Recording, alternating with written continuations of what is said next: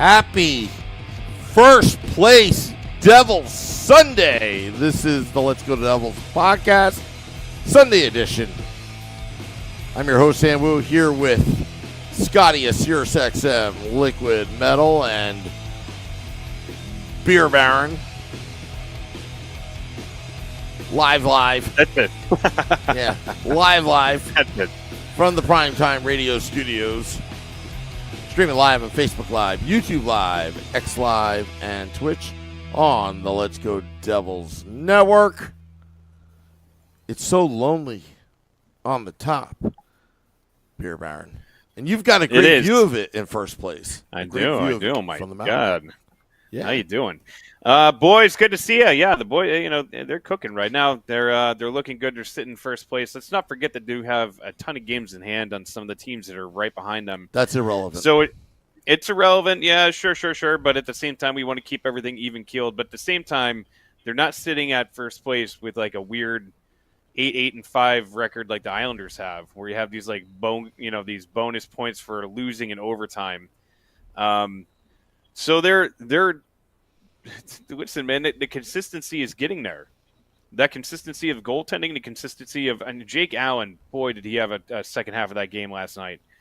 I mean, he really stole that game for them against Washington, and they're really starting. Things are coming together like so much better than we could have anticipated in certain areas. Like defensively, with Luke Hughes and Pesci playing together are phenomenal. Dylan getting his first goal. Dylan, you bastard! You got your first goal.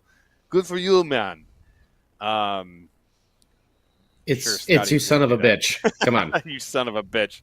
Get it Scotty right. does it much better, no offense. He wasn't trying that hard because I know that's his thing. We got the line wrong. Jeez. I know. Come on. Well, the thing that really matters in life is that Brendan Dillon scored off of his old defensive partner, John Carlson, but he doesn't care how it goes in. It goes in. So who cares, right? But yeah, man, they're looking good. They just got to keep this winning mentality. You can't do 2-1, 2-1, 2-1 the whole way because I don't think that's going to help you out. Start getting. We talked about it last week. Start getting like consistent 3, 4, 5, 6 game winning streaks together, things like that. That's when they'll be in a good spot. But they're good. Now just get to the great. Well, I think they're in a really good spot for right now, early in the season. I mean, there's 7 games over 500. They don't have a bunch of like you were saying. Oh, I'm hearing a little slap back there. That was me. Was me. Yeah, turn your radio off in the background. I turned it up. I did. But yeah, I think everything is slowly falling into place.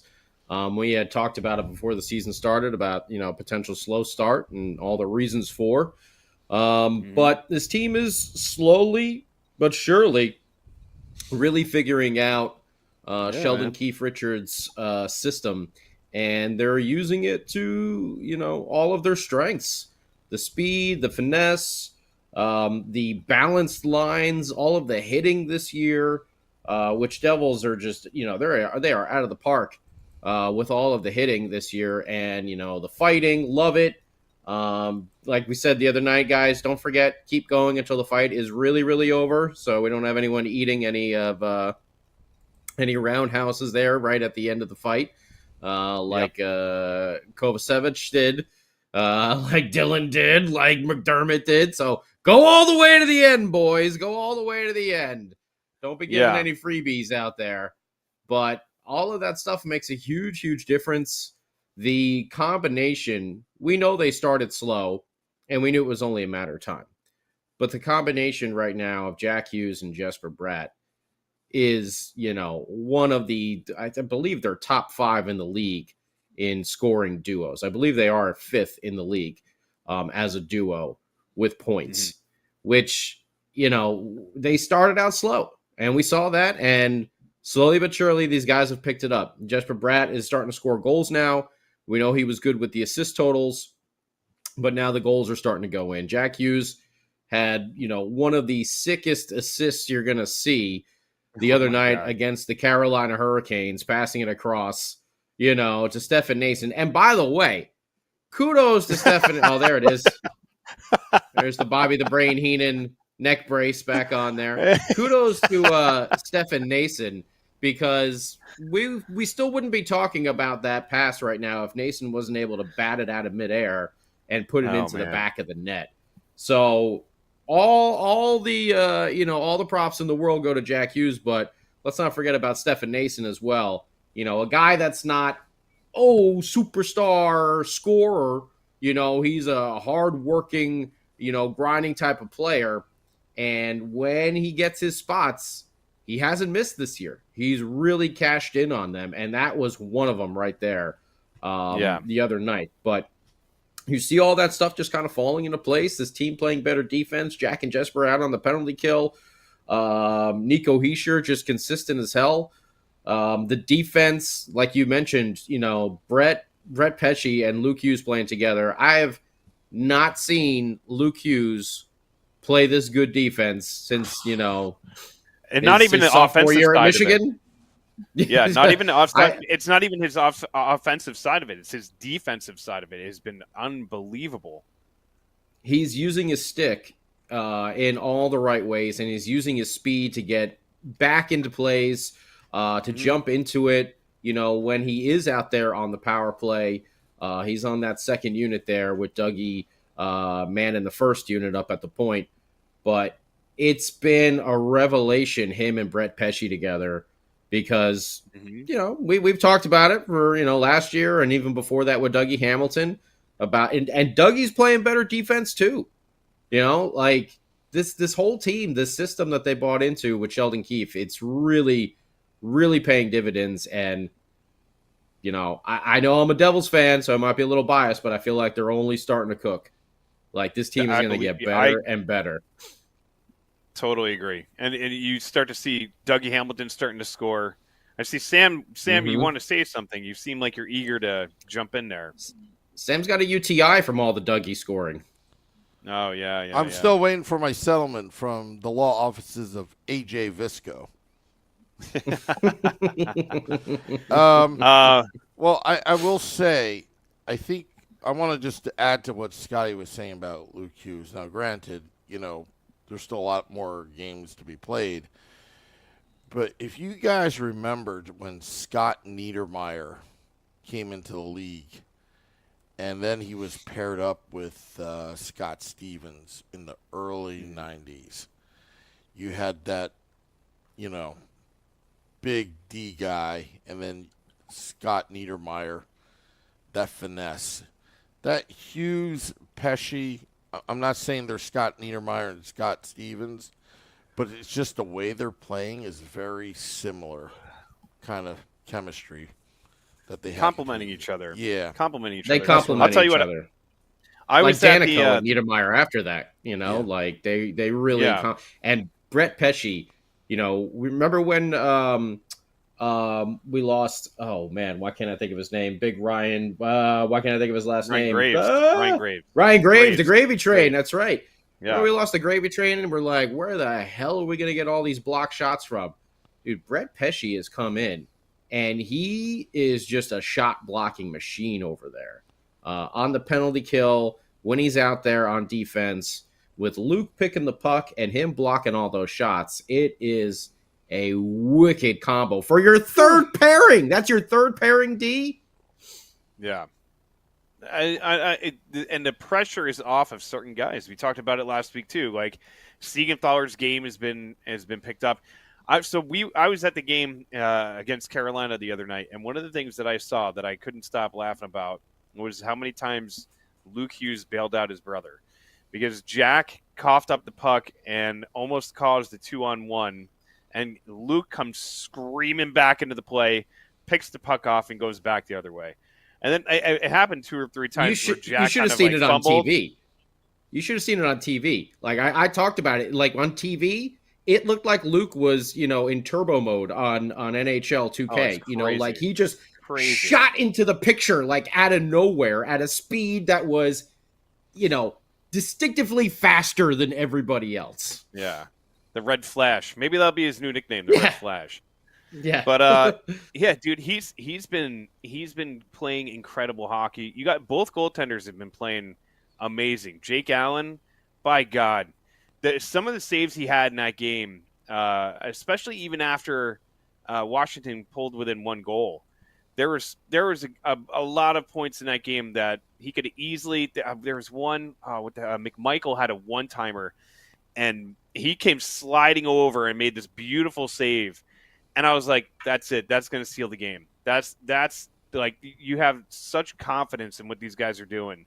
And it's not like, you remember the days of like a Mackenzie Blackwood or like even a Corey Schneider where they'd have these incredible saves every once in a while. And you'd be like, that's the turning point of the game.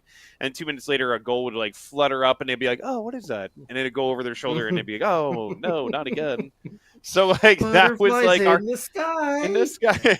Oh no, it's in the goal again. Yeah, so like that was our life. That was our life, as you know, you go from Marty to just uncertainty, and now I feel like we're finally back into certain waters, and it doesn't matter who's starting. And that's the other beautiful thing. It's not like one of those like, damn it, like Markstrom can't go tonight, like, oh great. No, like Allen's playing solid. Markstrom's playing solid. Defensively, they're playing solid. You know, this is the consistency that I was looking for, and it feels good. And like all credit has to go towards the coaching staff. You know, yeah, there's certain pieces to this. Nason coming into this, Cotter coming into this, Pesci coming into this. There's a lot of really key pieces to this team, but for the most part, it's like relatively. Yeah, I said Nason, but like for the most part, it's relatively the same core. It's the same group, but you have guys like Jack Hughes playing on the penalty kill. You just have a team that's functioning as a team. Even when they're getting outshot, they're getting shot out of the building, but they stick to the system. They don't break away from it. They don't start shuffling up the lines and going crazy and doing stupid things. And they stay within the system, and the system is proving to work. And as a player, that's got to feel damn good, because you got to be like, hey, all right, if things aren't going our way, we just keep doing what we have to do, and eventually like we'll break through. And by God, if they get on a penalty, or if they get on a power play these days, lights out. Absolutely lights out. And it's unpredictable too. They move it so quick. It's coming from different angles. Yeah. It's not like the old like, oh, they're setting up the umbrella. Here it comes, the middle shot from blah blah blah, and then no, it is every angle. It's across. The passing is like tape to tape. It is beautiful to watch. And you know, just an example of that, the other night when they played, you know, Washington, that PP1 unit had the Caps trapped in there for about a minute 30 before the Lindgren, you know, got the puck and froze it. And then PP2 comes out there and scores right away. But they had 7 shots on goal in that power play. And the penalty kill now, like we've been talking about with Jack and Jesper, you know, finishing up, you know, usually getting out there in that last 30 seconds or so. If you're coming up the ice, look out, because they're going to be trying to pick that puck and intercept and go the other way. Which they have done a number of times already. But one thing we should mention as well, because I know I'm guilty of this, and I know you're guilty of this as well, Beer Baron. I think every Devils fan is guilty of this. And I see Tom and Jay Snow and Max all talking about it. I think we all owe a bit of apology to Jonas Siegenthaler this year. Oh, yeah, 100%. I know I had him written off as, you know, trade him, see what you can get for him. The extra guy, he'll be pushed out of the lineup by Seamus Casey and, you know, Nemitz and everyone else. And, man, has he been a rock. And what a find Kovacevic has been to play, to be there on that second pairing with him. I mean, Siegenthaler looks like he did, you know, 2 years ago. Yeah. And I don't know if he was hurt last year, like, and he just never let anyone know the entire year. Well, if it really just was Lindy's system that, you know, didn't play to his strengths. We know Sheldon Keefe's system is going to play to Siegenthaler and Kovacevic, their strengths. But, man, no stupid penalties, no back passes to nobody, just solid penalty killing out there. They have been rocks on that middle pairing. And then you have Dougie and Dylan. in, you son of a bitch. Up there on the first, and then Pesci and Luke, on that third. I mean, you get that scoring, anchoring that middle pairing that is just locked down, shut down, and it has been incredible for this team to have that sort of consistency, like you're saying, every single night out there on defense. And we do. I think everybody who is a Devils fan had written off Siegs and was just like, trade him. Who cares? Break up the Swiss 100%. connection. They already got rid of 100%. Schmidt. Sorry, Nico, your best friend's leaving. We still got Timo and Nico. They can go hang out. Get rid of Siegs. Trade him. And pretty smart move hanging on to him. Yeah, you're totally right. And correct me if I'm wrong, but Kovacevic was kind of an afterthought in Montreal, wasn't he? He was the way Siegenthaler was on the Capitals. Exactly. When we picked him up. Yep. And it's Kovacevic came into camp, and I can say from my point of view, and I could probably say from a lot of people. Is he Brooke over here? Lindy Ruff was a life ruiner. Yeah. Brooke, welcome back. She's hitting hard. Woo! The 12 o'clock show is completely different than the 10 o'clock, folks. Make sure to tip your waiters and try the veal. Best in the city. Yeah. But we you look at it and it's like these guys are playing above their weight, and it's amazing because sometimes somebody just needs an opportunity, and I think maybe that's what Kovacevic needed, and that's what Siegenthaler needed. But Siegenthaler, if you think about it, last year maybe he was hurt, but he was also, as soon as Dougie got hurt, he bounced around from different D partner to different D partner to different D partner. Mm-hmm. There's consistency. Every time I say it, you can take a shot, unless you're driving. If you're driving, don't do that. It's a horrible idea. Unless it's a shot of coffee. But that consistency is something that a lot of these guys feed on, and he's had a consistent D partner this year. They've had consistent minutes. If you're doing this along with me, you're getting hammered right now because consistency is key, man. In everything, in life in general, consistency is key. If you don't know what's going to happen from day in and day out, how the hell are you going to be able to navigate your life properly? And I feel like that's one of the biggest things that we have going on with this team right now. You have a constant message that is the same message day in and day out. You have the guys buying into the system that they're seeing results from it. And that's the thing, too, is like they're not – if this team was fighting for, like the Islanders record, like an 8-8-5 kind of record right now, I'd be like, they got a ways to go. And I don't know, this year we'll see. This team has bought in right away.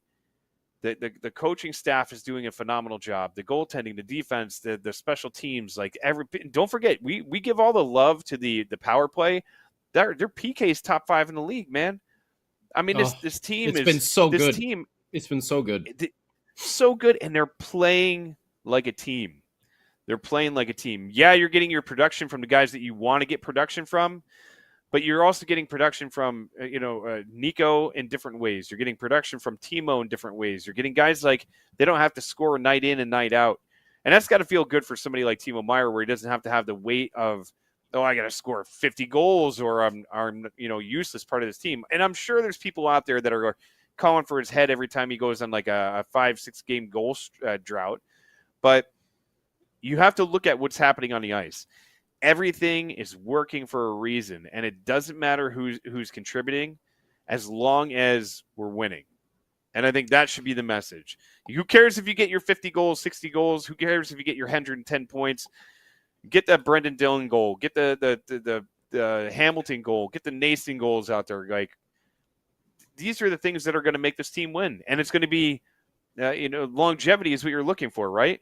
So guys can cool down while everything else is the train keeps going. And that's what matters. And we've already seen that. I mean, we know the captain was carrying this team at the beginning, and now he's in a little bit of a goal drought. Hasn't affected the other parts of his game, but we know at the beginning, Jack and Jesper were kind of struggling a little bit. Timo Meier had a little stretch, and now he's gone a little cold, Mm-hmm. But when you have that supplemental scoring with your Stefan Nasons, with your Paul Cotters, that makes a huge, huge difference. Even, Tuna got on the board, on that pass from Hall. Yeah. Having Luke back as well, really, cements that PP2 unit and I love the idea of having Timo Meyer on PP2 because in recent years, our top power play unit was always so top heavy. And then 2 would come out and be like, meh, but when you put a Timo Meyer on PP2, when you put a Luke Hughes out there on PP2, they're a lot more dangerous.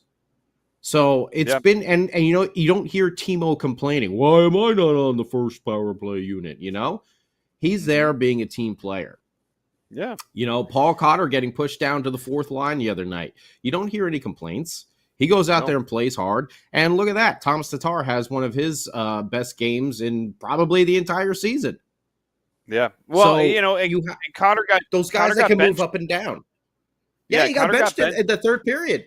He didn't play the entire 3rd period in that Carolina game for taking a dumb slashing penalty. And good on coach for keeping him accountable. And good on the player for accepting that accountability. And let's not forget, listen, they played in front of their moms, they played in front of their moms against Carolina, and then they played in front of their moms in Washington. And, Cotter, he could have been like, dude, my mom's here, and you're going to sit me for the entire 3rd. That sucks. But, it feels like this team is buying into the system, and they're all saying the right thing too.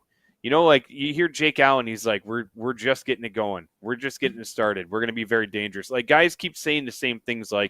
They're not like, yeah, we're good. We're good. We got it. They're like, we're getting there, which is a great sign because you look at games, dude, they're winning games. In the Carolina game, they won 4-2 against Washington. They're winning 3-2. They beat the Florida Panthers twice recently.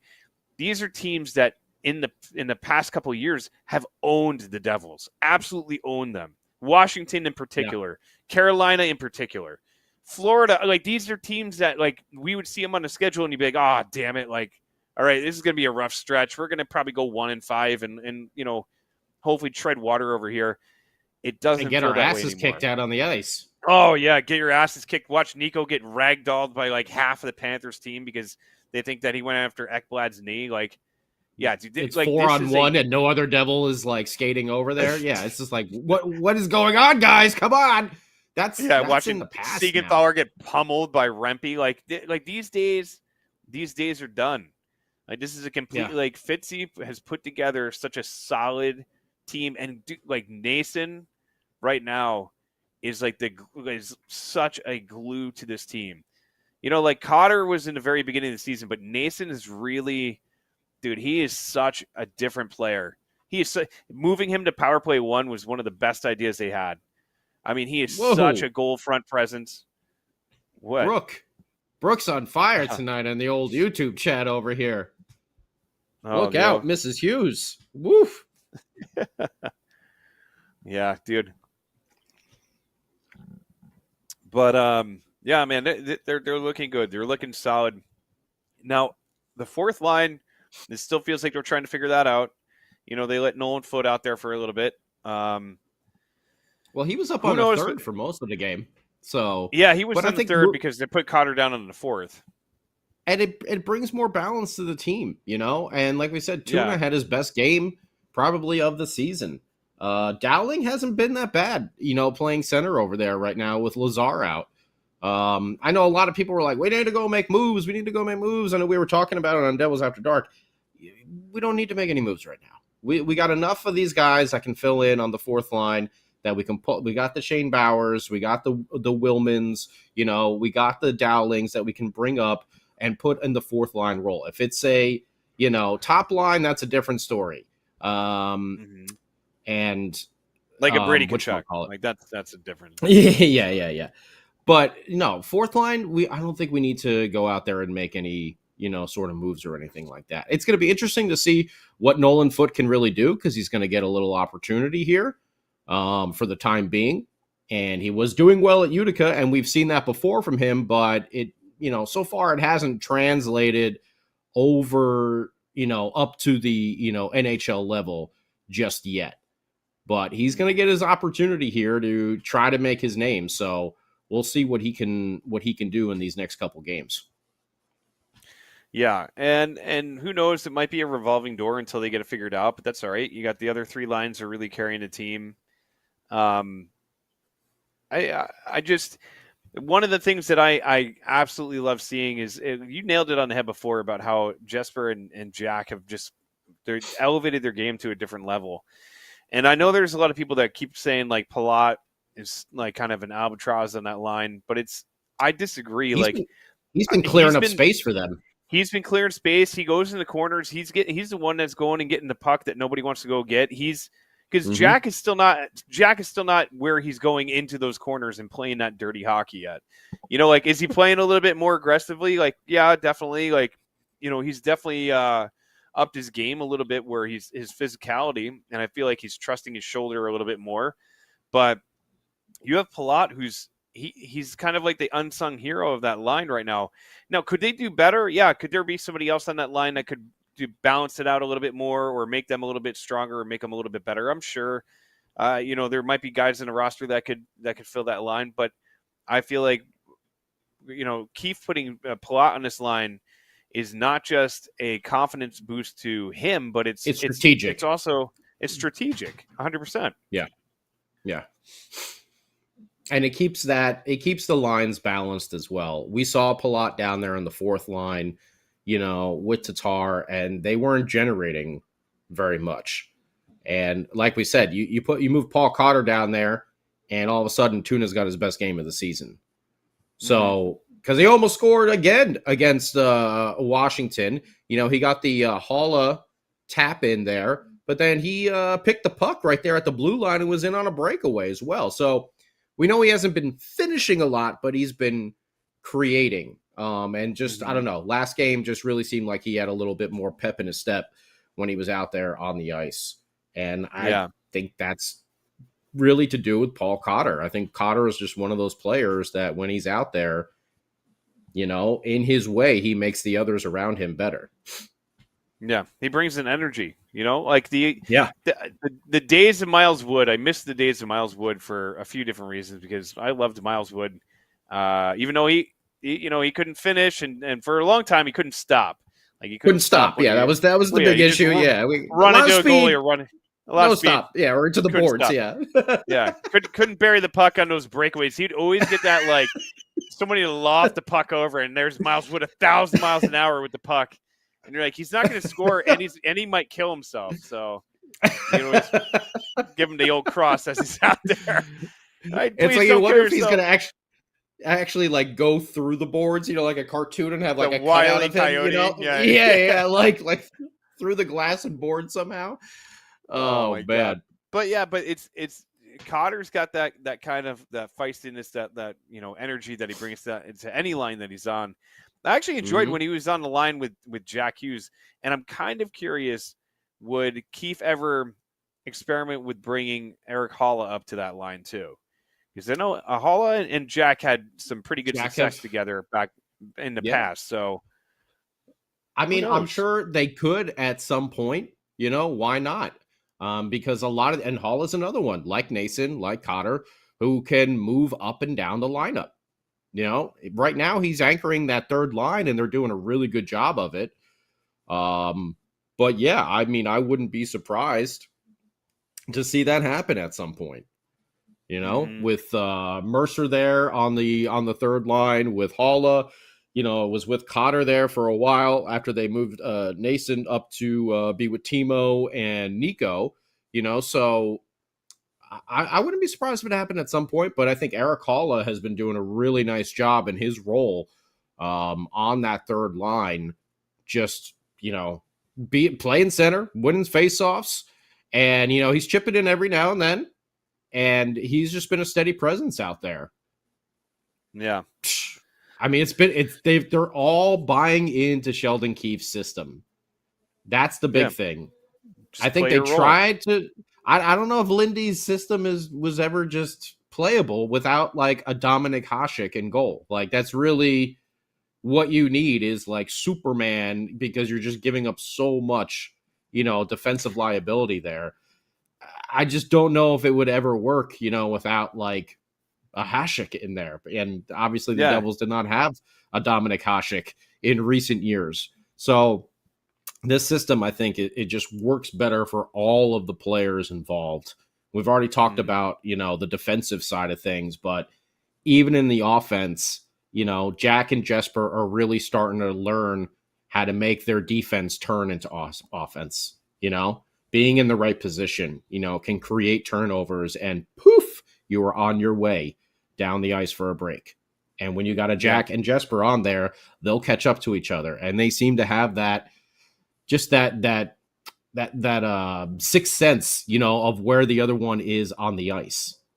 And we've seen it plenty of times on the power play. Jack, cross ice pass with Jesper Bratt, winding up for the big slapper there, they get a shorthanded break. Look out. And the other team has got to be on guard for that too. Yeah. They make a sloppy pass. Forget it. It's a fast transition too. It's not like one of those like, they're going the other way. Oh God, like you got time to catch them up. Like if they get you, you're God. Yep. You got God. You got God. Exactly. You're done. You got God. You done. Yeah, exactly. You got God. Exactly. Yeah, and it's fun. It's fun hockey to watch too. Like the team is, they don't, even when they're getting outshot, it doesn't feel like, oh God, like when is like that nervous tension of like, here we go, oh my God, like when is it going to happen, and the inevitable goal. It's all right, they'll find a way to work themselves out of this, and when they do, the transition is going to be all right. We're not going on the power play and doing that stupid drop pass every single time. They're entering the zone in many different ways, and then every Devil fan, especially last season, it was like every time we went on a power play, I'd be at a game. Here comes the drop pass. The drop pass. Yeah. Scream it because it was the most predictable thing in the entire universe, like weather and Back to the Future too. But I kind of like that play. What, the drop pass? Well, when you're doing when you're doing it the right way and you do it once in a while, sure, yeah, good, yeah, great. Once in a while, not every single time you're going up the ice on a power play. Holy jeez, Scotty, I'm shocked. After all this time, when we do football calls, it's really to the running back when they do that. Okay. Yeah, all with right. Dougie Hamilton. Fair enough. Okay, that's why I like it, because it makes it easier for me. To the 10, to the 5, back to the 10. Yes. Dougie Hamilton can skate forwards and backwards when he's out there on the ice like that. So, well, Sam Wu is confirmed. What my biggest problem with anytime they ever did that was they would have the drop pass and you'd have everybody skating up and then it'd just boop, stop, and you'd lose all that momentum because everybody you get to the line, you'd have to wait for the puck to cross over, and it's just like, oh, now we're all flat-footed and now we're all coming in dead, and all they have to do is essentially just basically pinch over to where the guy who's carrying the puck is coming in. You set up a wall against the blue line against their unmovable players. It was, and then the puck would get stopped and it would be sent back down. Stop, sent back down. But guess what? We'd reload that drop pass every single time, and it was just like, this is moronic. Like, this is not going to work. So have you noticed? But anyways, well, I think Dubs here has got a good point too. Is that they're not forcing the transition game like they were in the Lindy, era, where it just seemed they were always trying to get that home run pass, no matter what, every single time. Yep. Now they're taking up the ice. Jack Hughes is learning how to dump the puck every now and then.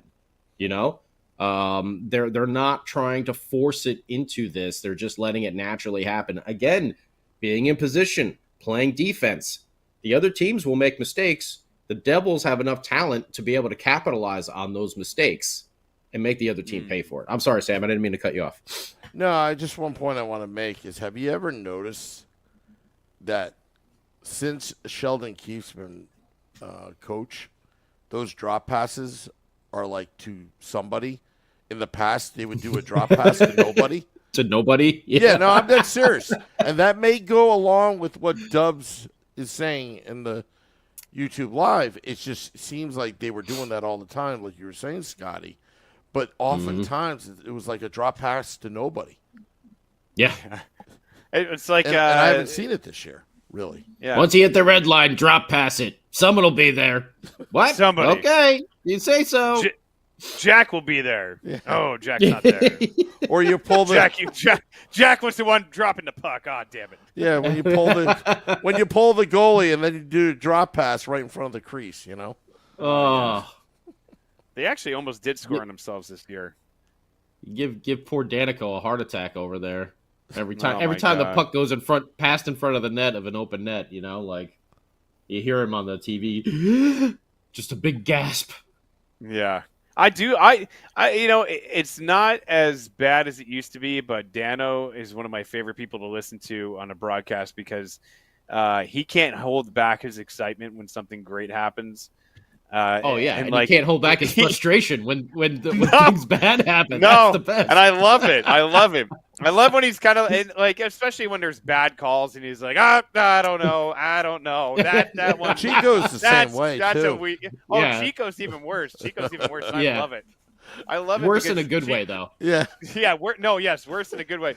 One of my favorite things is I'll be driving and I'll throw on Chico and Matt, and it's one of my. I used to only be able to listen when I lived in Philadelphia. I could only listen to Devils hockey on the radio, and it was like I got so used to it. It was like my favorite thing that I didn't even care to watch it on TV. I'd almost rather be driving around listening to the game. And Matt and Chico do such a beautiful job describing the game. But my favorite part is when Chico gets frustrated with the refs and he goes, well, I don't know if I would have called that one. That one, and he just will flat out call them out, but in the most polite way.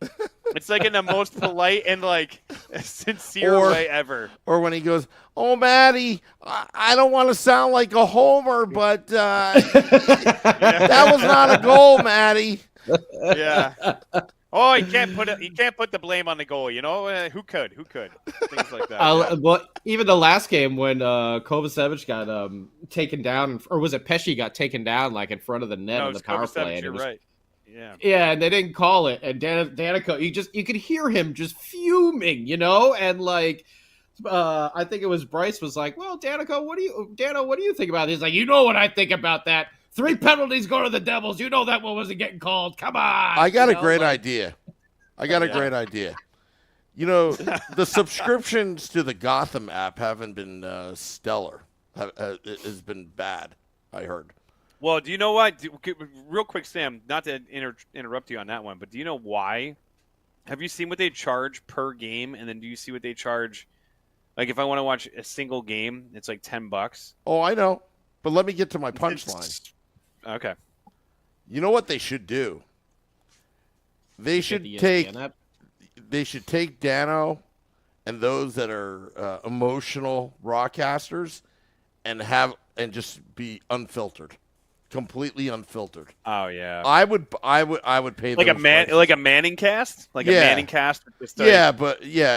And you could swear it'd be XL, you know, because I bet you Dano would just. He would be. I would pay $44 a month for that. Yeah. It's $44 a month for that MSG app. The Gotham, unless you have if you have like see I don't have it because my stupid TV provider still doesn't carry Comcast still doesn't carry MSG, but if you have like Optimum and they have MSG. You can get the app and just use your sign in from your cable company, so you don't have to pay extra for it. Okay. But yeah, I was gonna say. so it's not you don't unless you're not in the market, and if you're wondering how I do it, it's none of your damn business. But if you're not in the market, then mom and dad, you use your mom's login. We all know you use your mom and dad's. Of course login. I do. Of course I do. What do you think? I'm a numbskull. Thanks, Mom. Can Dad. I have your username and password, please, so I can watch? I gotta get into the game. They won't let me.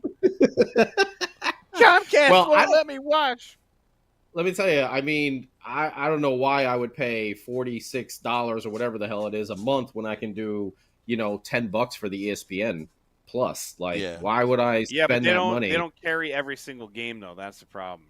Is The only other the games they don't carry are the ones on TNT and the Well, I NHL wonder. network. Yeah, but I which wonder. get. But I wonder if that's different because you're in California. Because out here, I think some of them are blacked out. Well, I'm saying, like, if you're out of market, why would you want to buy? Why would you buy that Gotham app thing or whatever it's called? Instead of just getting ESPN Plus. Like, yeah, the only ones that they don't carry are the ones that are on like either the NHL network or regular ESPN will be on there too, or if it's on TNT. That's the only ones that they don't carry. Everything else is on ESPN Plus, and it's all the MSG. That's how I mean, how the hell else would I be watching Dano and Captain Bill Spaulding and Bryce from out here in LA? I thought I wouldn't be paying $46 a month for that crap. Are you kidding me? No way. I'll tell you. You know what would be great as a season ticket holder? It should be complimentary. Wow! I mean, guess what my rant for the night's going to be tonight is Devils fan experience and how much it sucks.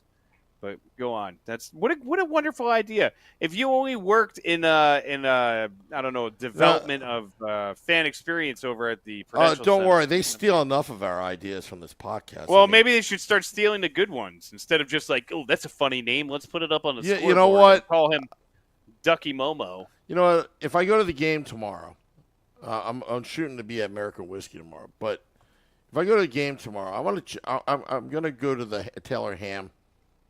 Don't you dare! I want to see if I'm going to cut it open to make sure that everything is kosher now. I tried the disco fries and they were good. I started shivering when I looked at the picture of that Taylor Ham sandwich. I could feel the diarrhea just like pooling in my stomach. Man. Dude, I got so sick from that stupid ass sandwich. Well, you and I both. We were and we got it from different spots. We got it from different spots. It's not even like we got it from the same one. And it's not like we even planned this. Like I was feeling it. No. You were feeling it. Oh, but I hope it's better. Otherwise they're gonna have lawsuits in their hands. Yeah. What? Either way, say? I wouldn't pay that. I said either way, I wouldn't pay that money for that friggin' app. So get the whole Disney bundle for $15 a month. Why would I like pay 40 some for the Gotham app? I'd rather buy 100%. cameos. Oh boy, a cameo of somebody just saying like, "Who won the game?" and Sean Avery giving you the score. I've been doing cameos twice with Erica. I did one with somebody in South Carolina. Was it Clemson? For my nephew and all that, but I actually just did a cameo today. Somebody requested me again. Yes, I'm on Cameo. So that's where I was before, trying to record a cameo. He is. That's my shameless plug. That's a shameless plug. So if you're looking for Sam to say, and he will say whatever you want him to say. Yeah. Don't you think he won't? He might say it with a little twinkle in his eye, but he'll say whatever you want him to say for the most part. Yeah. Buy the business package, by the way. Yeah. $1,995. But I mean, that is a wonderful idea. If you signed up, because first of all, the cost of season tickets are getting out of control, like astronomical, and the problem with most sports, and it's not just hockey, but like most sports, is they're going to start pricing themselves out of regular people that want to just go to games. Thank God for some secondary markets. Like I use Game Time as an app, and I think it's great because you get to see the ticket cost, but you also get to see all in, and you're not like, oh, this ticket's $22, great, and you go to check out, and you're like, why is it $95? I don't understand why there's $75 worth of like surcharges and stuff like that. But the team, the overall like experience at the Rock is like, if you're an adult, it's great, it's fine. As a fan, like I go do whatever, grab a beer, go to my seat, get my crummy food and whatever. But I just miss the days, and we've talked about this before, of it being more of like, I have 2 kids. I'm bringing my 2 kids tomorrow to the game, and my kids are 8 and 6, and it would just go in and we just go to our seats. We get Dippin' Dots for them, and like that's it. Like there used to be like the kids area, like there used to be a kids store. Like it's changed so dramatically. Where the whole lower section is basically just a giant bar, and that's cool and all, but I don't know. It just I could go on for this for hours and hours and hours. Like how the fan experience at the Rock used to be so much better. The food used to be better. The experience used to be better. I'm just happy that the product on the ice is great now, because when the product on the ice sucked and you go there and you'd spend $35 on parking or, $25, $30 on a train, and then you get into the arena after spending, I don't know, let's just put a $50 tag on that ticket, and then $18 for a freaking beer, and then $20 for a sandwich that makes you get diarrhea. After you're $100 in and you have a stomach flu. I mean, it's and then the team sucked on top of it. It was not a fun experience. I just wish they would just kind of like have an actual Q&A. Why don't you sell it a little harder there, Beer Baron? Oh, Jeez, dude. come out to the game. Come out to the game. Get diarrhea. I'm still mad Eat about a green that. egg ham and sandwich. I've been bitching about that December 23rd. Here's my question. If What's you the guys December 23rd? saw that the eggs were green, why in the holy hell would you eat them? I blame beer and the fact that I was starving. And I paid $20 for it, and I was stubborn. I'm not But if you smart, saw dude. I'm not smart. I'm there not were a green smart man. eggs. It's I'm not not a Dr. smart. Seuss book. Why would you eat them? Why did you not go back to and say, "Hey, look, these eggs obviously are not good." For me, What it made was too what late. made you say, let me just eat it? I wanted to be a explained what I just man. said. No, I just explained it. I was like, dude, I'm not I'm not there to pay $20 for a sandwich and just have a half-eaten green egg sandwich. I'm gonna go all the way. I committed. I'm fully committed to this. I'm loyal to the bone. I'm gonna eat this sandwich until it makes me sick. And that's what I did. Exactly what I did. I probably would have went back and said, "Hey, this is green." And they would have given you. Give me eggs that are more of a yellowish color, please. I don't want any green eggs over here. Was there salsa on there that made them green? Like, no, what? dude, What there was was it? Dude, nothing. it was black. It was. It wasn't even green. There's it was black. nothing on All right, there. No, there's black nothing on there eggs. to I'm make gonna. it green. I'm gonna say, if there were black eggs served to me, or green, Yeah, or but any other Scotty- color that is off from the original yellow. Scotty, it's not like I'm gonna you can say, really. Hold on a sec.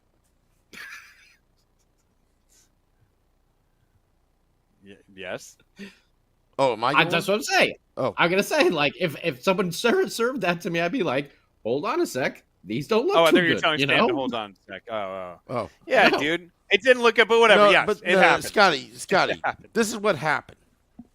You get the Taylor ham and egg, right? You look at it. You're not seeing the egg part. It's once you get halfway through, that's when you realize you've been poisoned. But you still ate the rest of it. Well, I didn't But you eat the still- rest of you it. still I finished it. threw it out. It's Beer Baron that ate the rest of it. Yeah, I ate the whole All thing, right. man. I don't Like I was So already, let's- Let's move our Not my moron meter first then. bout Off of, Sam and over to Beer Baron here. Okay, so Yes. why would you continue eating it then? I It's am green. not I Oh, am not a smart You know man. what? These are our retro eggs. They're throwback for when we wear the retro jerseys. That's what's going on over Yeah, here. That's all. yeah. It's got a little green in it. They're like they're Jersey green. Try them out. Eat them. Get diarrhea. Good for you. You know what it was? Is I went Because to. we're the, I didn't we're the realize. Garden State. I didn't realize it was the weight loss program night at the Rock. So they were talking about weight Oh, loss and different ways they were- to lose weight. They were serving Taylor ham, egg and cheese for the weight loss evening. That's what... Apparently so. And boy, oh boy, did it work? Did it work? Did it work? Okay. Yeah, dude. All right. Well, listen. Stepping away from the Taylor ham and egg sandwich debacle that happened. I mean, again, in all honesty, it's like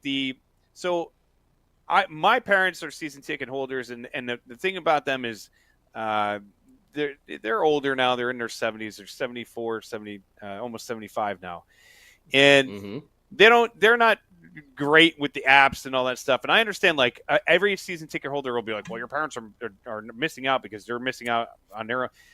they don't understand how it used to be like if you're a season ticket holder. I thought they were your season tickets. Oh, I thought never the way never you were talking about them before. No, it was kind of like yours. Never. So Yeah. these season I get tickets the app. that you're I get the complaining app about. Yeah, no. Okay. I wasn't complaining. Oh boy. Wow. Anyways, my point being is, so they were giving out in the beginning of the season. I can't even bring the kids to a game. I got to spend this much money for this, this money for that. Thank you, Mom and Dad, for your tickets. Yeah, what are you gonna do? What are you gonna do? Hey, it is what what I'm talking about when I had to buy tickets, Scotty. Jesus, you gotta air me out like that. You son of a bitch.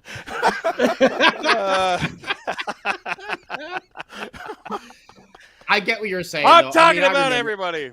No, but I remember the days. It would be like $15 for a Devils ticket. Sitting in the Oh, next. yeah. Not even just that, but like they for season ticket holders, they used to be like they used to send you stuff in the mail. Like they'd be like, oh, well, here's your complimentary this, and they like they now they like make you stand in line for things. Like they were giving out this like crystal puck at the beginning of the year or whatever it was, and my mom got to the game and she's telling me like, I went to get in line to go get this thing, and she can't stand up for a super long amount of time.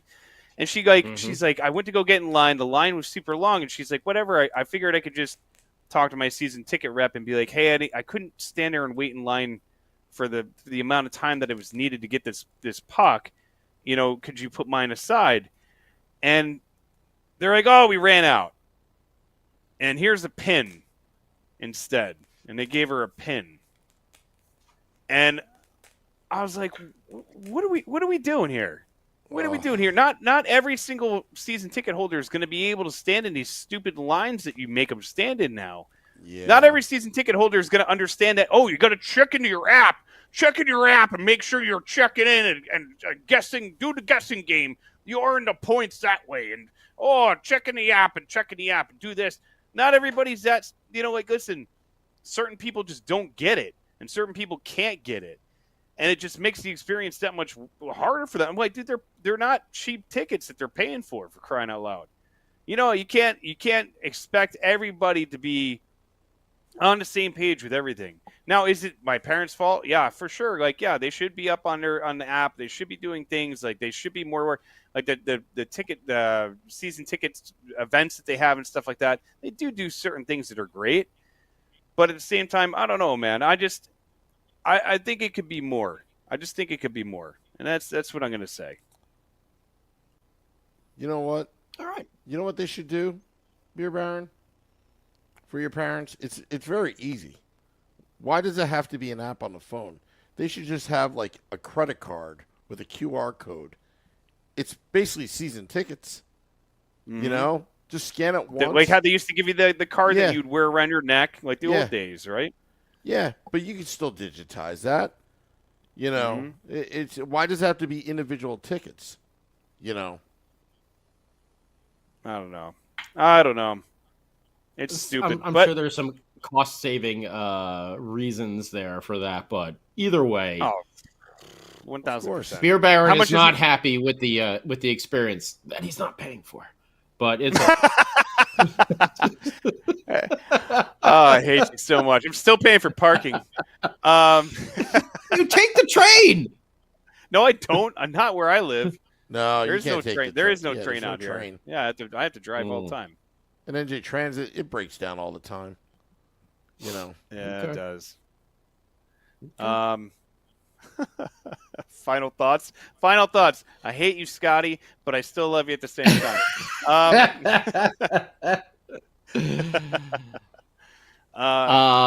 Yeah, no, we can get into final thoughts. Yeah, we're right about that time. Yeah. If you want, I can go first if you want. Yeah, go ahead, buddy. If you want to gather your thoughts. My thoughts are gathered, baby. Okay. All right. Okay. Fair enough. I just want to say, this team is playing so much better now. Love to see them getting into their groove. And like we talked about, they're only getting there. It's going to get better. Just, we all have to hope, that this team stays healthy. and we don't succumb to any more injuries or anything like that. But really excited for the next couple weeks of hockey. And I just want to give a shout because I think it was Tom that was saying this.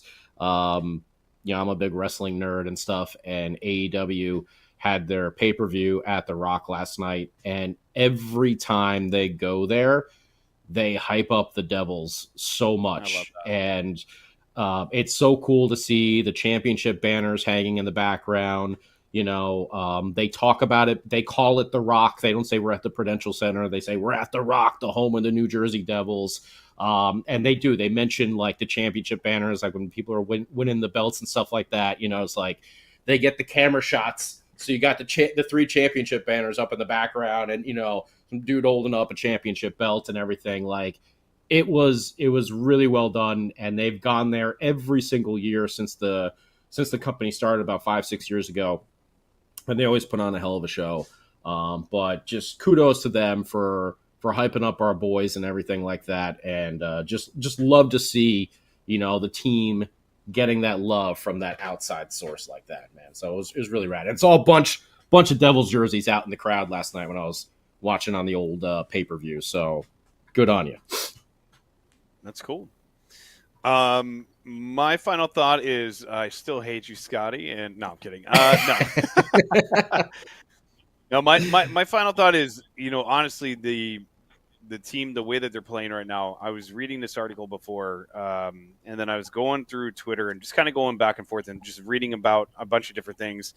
And one of the things that kept popping up was the fan experience in the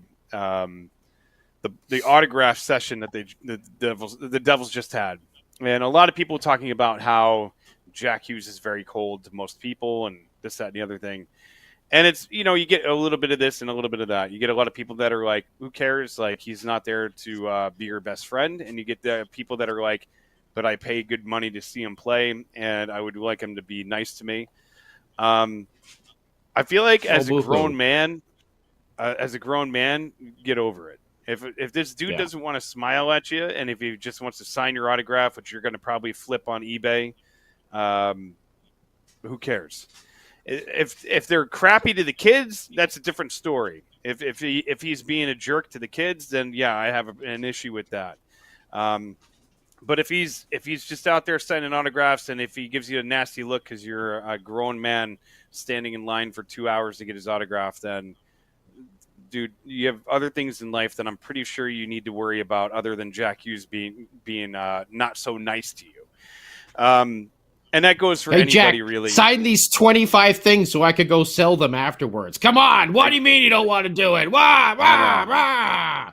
Yeah. I'm going to tell you how you should run the power play. But on the other side of it, you had guys like Dougie Hamilton, Nico Hischier, who were apparently, and I wasn't at this event, but who are apparently always like the nicest guys out there. So it depends on the person. It depends on the personality. And sometimes you can see there are certain players that don't like dealing with the media, let alone having to answer questions with anybody. So you should never take offense to it. And by God, I've heard a story once where somebody was like, I met Martin Brodeur and he was a jerk. And I was like, why? He was out to dinner with his kids and I walked over and I'm like, bingo, you stop yourself right there because you're catching somebody when they're out with their family. Don't do that. If you're at an autograph signing and they're not being pleasant, who cares? Dude, just be happy he's on your team. Be happy he's scoring goals for you and move on, and that should be the end of it.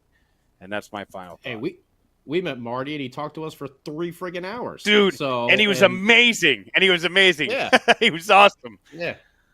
Greatest St. Patrick's Day ever, man.